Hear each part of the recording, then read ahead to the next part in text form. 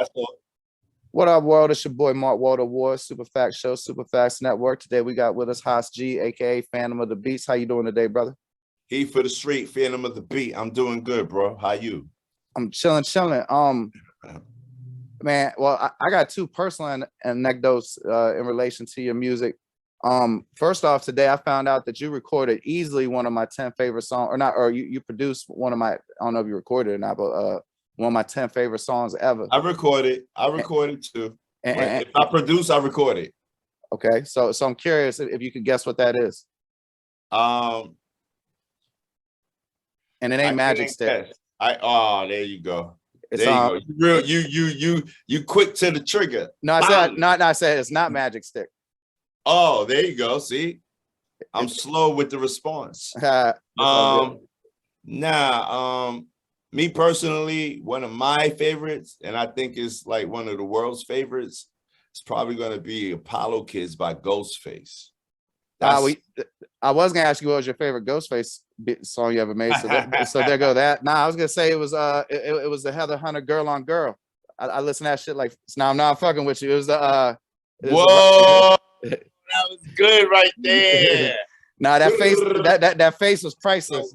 That face was priceless. That was good. But before we get to it, I'm like, but how'd you end up working on that? Curiosity, because you know, as a child of the '90s, I definitely know who Heather Hunter is.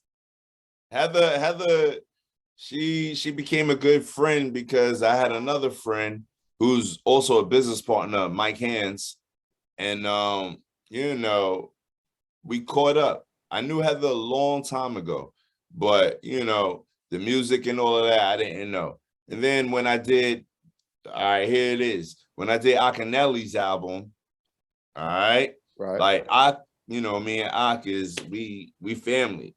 Okay. So she was singing on one of his songs and blah blah blah, and it all started clicking together. So you know, me and Heather started just kicking it and hanging out and all of that. The next thing you know, she's doing an album, EP album. And I was like, there. It was just like, yo, what's up? Wasn't she? I think she was almost on death row at one point. Like in that post 2000 shit. I can't. I mean, I don't know for a fact, but one of them compilations, she definitely was on that Joan, and like they were referring to her as such, but that might have been like them putting the lean or something, you know. I don't know what it is. I have no whim of that. It was because the Too Hot for TV Joan. That's what it was called, and it came with a D. It might have been the first thing I ever saw that came with a DVD. Yeah, I didn't get no intel on that. Word. So I don't even know that part. Gotcha. But all I know is, you know, me and Heather just kicked it between the relationships that we all had. And it was, you know, it was just dope, you know.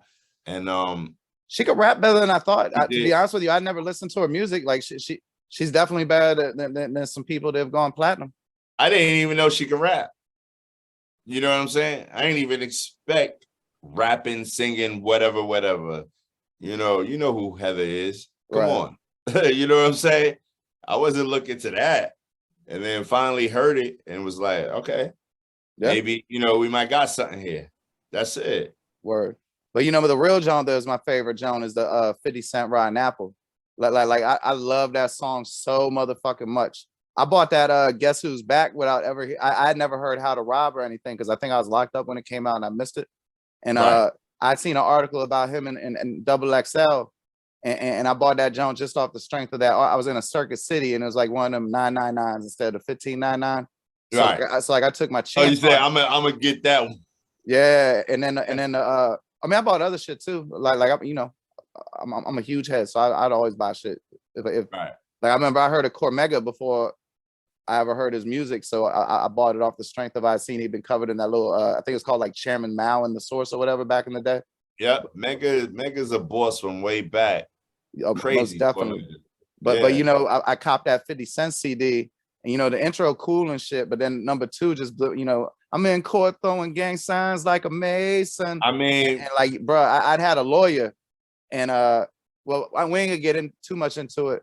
But one time I had a lawyer and I gave him a lot of money. And all I know is he walked into the courtroom and he did some shit with his fucking fingers and my case got dismissed. Yeah, well, I need that. So I knew exactly what he meant by I need to walk that way. Hey, it cost. Hey, it wasn't worth it because everything that I'd done to get there, I spent that and more to get out of it. You feel me? It don't matter. You figured out how to get out of it That time, but so like, but that song was so real to me because like, I mean, all of 50 Cent. I mean, that shit said too much, but that song itself, like that shit was so just. It felt like I was selling crack in New York when I was listening to that shit. Man, let me tell you something. That whole 50 Cent situation was if you was walking in my shoes, you'd be like, whatever, who cares, when, how, what's gonna happen. It didn't just happen like that. You know what I mean? Right. A lot of people think it was just like boom, automatic. Nah. Nah. Shit was it started from the U.M.C. days. I can tell you that right now. Like what 50 Cent did? Yeah, started from back then. Oh, please elaborate, brother. That sounds fascinating. It started from back then. Once we did what we was doing, all that, talk you hear him talking about that, it sounds embellishing or it sounds real and we don't know what the truth is or whatever. Back then, we already knew who he was. You know what I'm saying? Okay. And, it's that type of thing. But we was doing our music thing. You know what I'm saying? Right. So he was coming up. He was coming up. We already knew that. We seen that already. Then, by the time we did our thing as U.M.Cs, 50 was blowing. Not even blowing. Mixtape, all of that. Da, da, da, da, da. And then me, myself, I was already still making beats. That's how all that's, you know what I mean? Right. I know Rich Nice. You know what I mean? Who's his producers? Red Spider. The first ones was the ones who did for it's killing me. I know the name too, man. Shot Money XL. Well, Shaw's his executive at that time. And then it was Trackmasters. Trackmasters. It was Trackmasters. Yeah. So that's when I was running up in Sony doing Ghostface. Got you. Like Apollo Supreme Clientele, yeah, Apollo Kids, got you. So you just walk a couple of doors down and you catch up with whoever else is working over there. Right. You understand what I'm saying? Right. Now I can dig it. Right. You just go a couple of offices down and somebody's having a meeting over there. Who's that? Now you're like, oh, okay. Oh, that's Fifth. Let me stop in. Let me talk to Rich. Let me talk to the rest of the track masters, Tony Pope. Let's see what's up. See if I could get in and, drop some heat. But I mean, that's how you gotta do it, bro. Like a lot of people won't take that step. Today I released a Throwback Thursday episode about the Annie Up remix, right? And Billy Dan said he went to the studio. They had no talks with Remy Martin or anything, or Remy Ma. I remember it was Remy Martin originally. And and they come to the studio and she's already recorded her verse and it's fucking undeniable. And if it ain't for her taking that initiative, or like how you took that initiative, think about how many great moments we've lost. Or conversely, the other side of the coin, how many great moments have we never got because somebody didn't take the step a few doors down like you did? At the end of the day, it's like a lot of people don't got that heart. They don't got that energy. Right. Or they don't got the tutelage or weren't inspired, you know what I mean, by that type of incentive. You understand what I'm saying? Word. There's only certain people that know how to do this, and we're some of those. You know what I mean? We take advantage, we move forward, we step forward. We want bigger and better for ourselves. Or another thing, like I know it's like a lot of people like the youngins be calling people NPCs, non-playable characters. but like I know it's a lot of people, it's like they got an off switch. Like at a certain point of the day, it's like I can't do no more, I can't take no more effort. And like if there's something in front of me that can improve my situation or those around me situation, there ain't no I've done too much today already. You feel me? Like I can't even understand that mind state. But I swear I see folks that just like they switch off on some, I've done enough for today. Time to look at Netflix or whatever the fuck, I'm gonna tell you this much. You gotta just concentrate on you. All y'all out there listening and paying attention, concentrate on you. Figure out what you want to do, how you want to do it, and there's no holds barred. The only thing that's stopping you is you at the end of the day. Word. So when we got to where we left off from, Heather. Nah, we was just talking about how you took the extra step to walk down the hall, and that's how you ended up getting that rotten apple placement. Okay, so you know, my I got family in the game that I grew up, you know, and they started following me at one point. So what ended up happening was one of my cousins, Big Giz, he was already 50's DJ. That's an L one right there. He was 50's DJ, but I grew him up. Got you. You know, and then he went to do what he needed to do. Next thing you know, I'm still working, but he's gonna call on me for beats. Right. Yo, I'm in this camp right now. Do you think you could? So it was a whole lot going on. You know what I mean? It wasn't just my cousin. It wasn't just that chance meeting at Sony and kicking it, dropping beats, gave them beats. They said no to it that time. You know what I mean? Early. And then next thing you know, my cousin's his DJ. He's coming to me again. And then that's how it happened. Boom. Sent like 3 joints. And they said, yo, we want to record this now. You know what I'm saying? So you gotta, I think people gotta understand, like it's a race. No, it's a marathon. Right. Right? That's what they say. It's not a race, it's a marathon. So, you know, you gotta play it. It's there for you, but you gotta direct, you gotta conduct, you gotta make sure that every piece falls in place. You know, like and my brother, that's the difference between working at some slave ass job you don't like, or like what I consider to be, you know, you're a 2-time Grammy nominated, but I think your biggest accomplishment is you've been able to be employed doing what you love the majority of your life. And I think that's the most, I think that's the most beautiful thing anyone can ever achieve. I got two loves for my life that I master at, and that's music. You understand? Music, I'm a master at that. But the whole thing is going to happen in time, because I'm trying to set it up for everybody to understand, to see the whole picture and to get there. But when I'm there at top tier, that's what it's going to be. Then I'm an electrician. Really? You understand what I'm saying? Man, that ain't no easy job. Like that takes some intelligence. Man, listen, I'll send you the pictures of the job we did today, that from start to finish and pre-start, what it looked like and what it looks like now. And you enjoy the work. I enjoy both of those two things. Man, that's beautiful, those man. Two. I enjoy it. So that's why we here. That's why we doing what we do. You know what I mean? It's no problem at all. I love it. Now, I feel you, bro. Other than shit I had to do on parole and probation, I ain't never done no job in my life unless it's something that I enjoy doing. There you go. That's what I'm talking about. So we got. Well, I mean, why be miserable? You know what I mean? Is that what you want to be? Like I could have started working at McDonald's. I'm 44 now. I could have started working at McDonald's when I was 16 and be retired and getting some kind of little pension. But I guarantee I wouldn't have. Like that should be way worse than It shouldn't have been McDonald's. You should have went to a trade school. Word. Hold on. Yo, capital peace.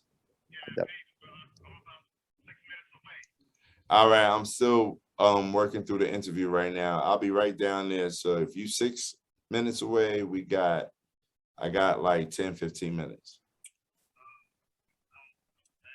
No, you're sick. All right, I'll be right down. Just hit me when you're on the block. One. Let's go. All right, so let me run through some of the career questions instead of getting all the deep shit. Out of curiosity, when's the last time you listened to Bill Cosby's Ursulina? So basically, When to Grow On came out crazy, but we needed a change to When to Grow On, and that was about the Like, let's give them a bridge early. We didn't know what giving them a bridge really was. We just knew what giving them a change was. Right, You gotcha. know what I mean? Like it wasn't said a bridge back then. It was like a change up. Right, yeah. It wasn't people teaching us music lingo. I know what you mean. Nah, nope. We ain't know it. We learned it as we went. So Bill Cosby, Ursulina, I took the record, I took the album out, I put it on the table, and then I put it on the table when he was starting to go through all of that law drama. When he was going through all of that stuff, I pulled it out. I was like, okay, here is Bill. Like, all right, let's see what this is going to be right now. You know what I mean? Word. And I don't listen to it, but it's already instilled. You know what I'm saying? I reviewed it already. I can dig it. Hey, you know, when I was doing my research, it seems like nobody ever figured out exactly what y'all meant by blue cheese. So for the record, what exactly did y'all mean? Blue cheese was crazy. Blue cheese was, you got to remember, we came out in 91. So De La Soul was out at that time. You know what I mean? The Native Tongue was out at that time. So we wanted Jungle to be Brothers, all that shit. Yeah. Jungle Brothers. We wanted to be abstract like them. You know what I mean? But we still had a different flow because we come from Staten Island. And they was all coming from Long Island, Queens. You know what I'm saying? I'm like, but we came with what we came with, and we said blue cheese. So me personally, if you look at Potholes in My Lawn or Plug Tuning from De La Soul, and you listen to their titles, you'll understand we said blue cheese. Ah, got you. You know what I mean? Because the titles was so off the wall. And then we came with a concept and a meaning. So blue cheese. We put the puppet in the commercial. Blue cheese is just anything that was whack. Got you. Anything that was whack is labeled and stamped. Your blue cheese. Get out of here. You might. I'm about to reincorporate that in my vocabulary if that's cool with you. I have no problem with it. My man. Shoot that shot. Bang. You know the other bang. You know the other junk that I was gonna say my personal connection to your music. I won $1,000 one time betting a cat at a bar that Wu-Tang wasn't the first person to say Wu-Tang on a record, and I still had a U.M.C. CD, and I quickly proved my point. Got my stack. To be honest with you, I don't think homie wanted to pay me. Any way the wind blows. Yeah, I ain't think homeboy wanted to pay me, but it was at the bar in front of girls, so he did. But he was gonna pay me though. But that's so dope because a lot of people don't even catch that. They be like, everything is a W. I'm cool with that, but at the same time, there was predecessors. You know, there was people that came before. Word. And they don't understand that. That's what made the Island the dopest shit ever. Because you could actually see our progress. You can see what really came before that. You could count it down to a T. Because that was like the island culture, right? That wasn't just like their individual culture. Like mad people was watching kung fu flicks and all that type shit, right? It was just the fact that we manipulated it. That's it. You know what I mean? Everybody, Brooklyn, Queens, Bronx, everybody's watching kung fu flicks, but DC was, yeah, hell yeah. Saturday afternoon, every Saturday afternoon, you know what I mean? But guess what? That's what captivated the masses. Oh, yes, sir. Yes, sir. Shit, ain't nothing wrong with it. Look what it led to. I mean, it changed the world. Right. Like these kung fu movies allowed a bunch of kids from Staten Island to change the world. Exactly. So just out of curiosity, that was a great move. Hell yeah. Great move. Just out of curiosity, I see you used to work at the Statue of Liberty with Deck, You God, Method Man. And I'm curious, which one was the best worker and which one was the worst worker? Oh man. I don't know how to even really answer that one because everybody's a character. You know what I'm saying? Everybody had a style. Everybody was taking care of this or that or that or that. There was no best workers or worst workers there. It was, we here to expand on what we got to do. So let's get busy. You know what I mean? So I think everybody pulled their weight. You know, we had, conversational issues here and there. You know what I'm saying? Right. But at the end of the day, they all pulled their weight. You know, I pull my weight. Dudes don't even know I was at the Statue of Liberty. Kim was at the Statue of Liberty. And for those who don't know, Kim is my partner from U.M.C's, but also known as NY Oil. NY Oil. Y'all might know him as that too. Yeah. So incredible lyricist. I don't think he gets enough credit. Well, you know, maybe that's the point in time where you reach out to him and say what up. You know what I mean? He doing what he do. Oh, I would love to. I was gonna shoot my shot. Trust me. Shit. Oh yeah, I know how it's gonna go down. I try to never leave money on the table. You know what I mean? I know how it's gonna go down. But yeah, everybody played a part. So it was just all dope all around. There was no best, no worse. We all got down. Somebody will say a wisecrack joke, we laugh at it. Somebody else will say a wisecrack joke, we laugh at it. Somebody will throw a dart right at you, we're telling you, you better listen. It was well-rounded. You understand what I'm saying? Nah, I love environments like that. I feel like everybody gotta be too careful what they say today. I used to like. We don't do that no more. I used to like when people would tell me I was fucking up. You know, like I don't know if y'all said because it up New you're York. different. You're different from their bullshit. Word, because I don't know how y'all set it up New York, but we call give somebody a straightener, and that should be, you know, out of love. You know what I'm saying? Like you acting up right now. Said, give somebody a straightening. Yeah, like that's crack. Like pull you to pull you to the side and like you're moving foul. You know what I mean? Yeah, but that was pull them to the side and give them a talk. Instead, like you know, like comment on their Instagram post some passive aggressive shit. We don't do that no more. I mean, we ain't never do it. Word. We never did it, but I see it happening. I'm like, we don't play that. We never played that. No bullshit. Hey, out of curiosity, do you because I was checking out some of your old interviews and I just appreciated the way you approached it. And I'm curious, do you remember your first interview? Like somebody interviewing you?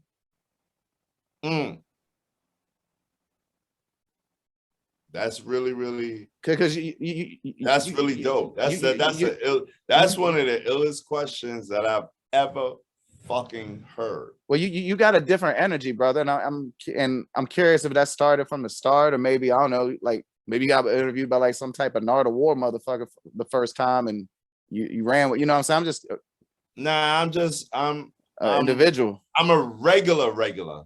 You know what I mean? Like an observant of everything, how it goes down, why it goes down, and I participate. You know what I'm saying?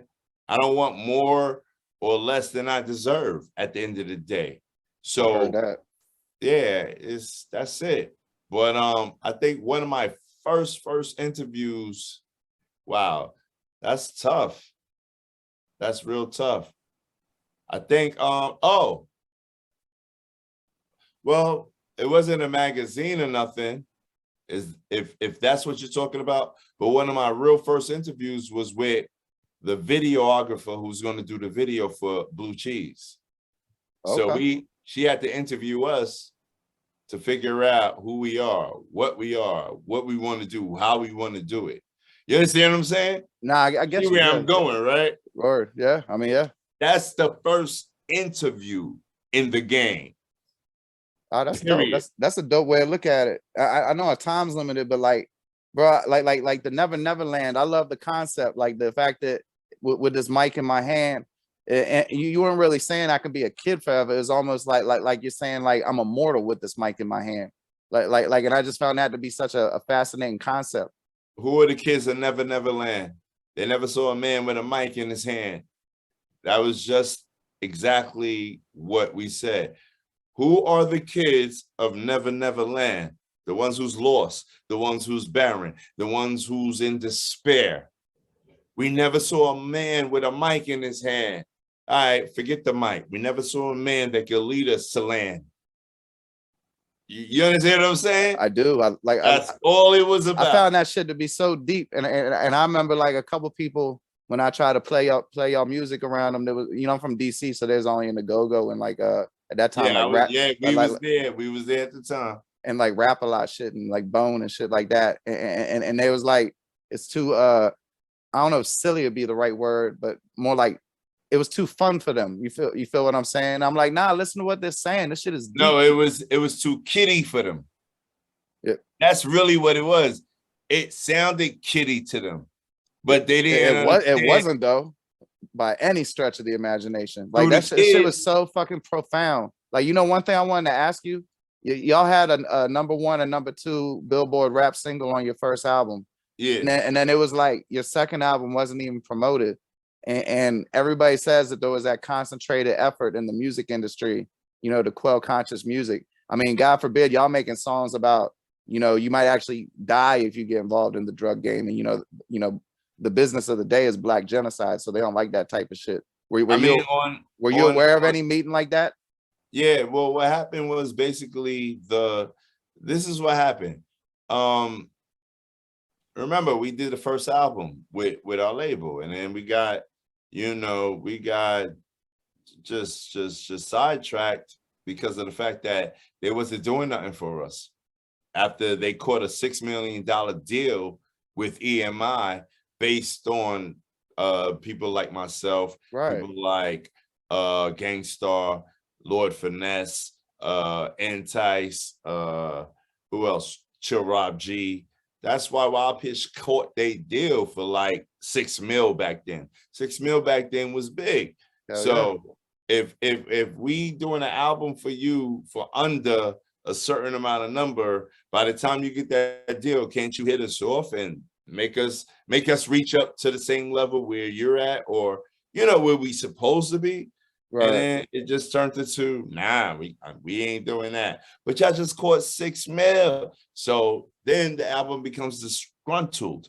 Now we mad. What we producing for? What we making music for? You know what I mean? And we signed to this. So it was hard. It was a heartfelt situation. Like we didn't have we had nothing to give to them no more. That's why the album came out sounding sour, sounding crazed. Gangster shit is coming out. It sounded like that, but not, we don't do all that extra, but we still sounded tough on a different level. Right. How's the U.M.C's gonna do that? I don't know the U.M.C's for that. They don't do that. I don't think I like this album, but nobody ever understood why that album came about. We was getting jerked, so we was mad. That was it. And we just threw out whatever we wanted to throw out because we was getting off the contract anyway. We didn't care. We didn't care. That was it. Man, I wonder how different it would have been if they had nurtured it. It might have been, because that second album personally would have never even came out. Even though it's still considered dope or missing classic piece or whatever, that album wouldn't have come out because our attitude would have been so much different. Exactly. You know what I mean? Word. And I know you got to move, so let's finish with this. I was trying to figure out what you're doing now, and basically all I could really find is that in many different ways you're uplifting a new generation of musicians. But if you had to like kind of summarize it a little bit, what do you got going on now musically? So at the point of figuring out that U.M.C's is not gonna happen right now, I made the transition, dealt with the family, and then turned into Phantom of the Beat, because I produce beats all day, every day. So going from Phantom of the Beat as a producer and producing this record and producing that record and that record, it turned into, I want to become an executive for everything right now. So, I reached out to my man, Rob Schwartz. He's over there at Wu-Mag, you know what I mean? By way of, I know Rob Schwartz is Sony. Yeah. Good guy, so good guy. Yeah, that's my partner. That's my dude. You know what I'm saying? So me and him, we figured out we're going to start doing certain things together. I'm going to benefit you. You're going to benefit me. We're going to benefit the whole team, and we're going to start looking good. You know what I'm saying? So then I went and I did Fantom Music, Fantomusic. Fantom. That's that logo over your shoulder?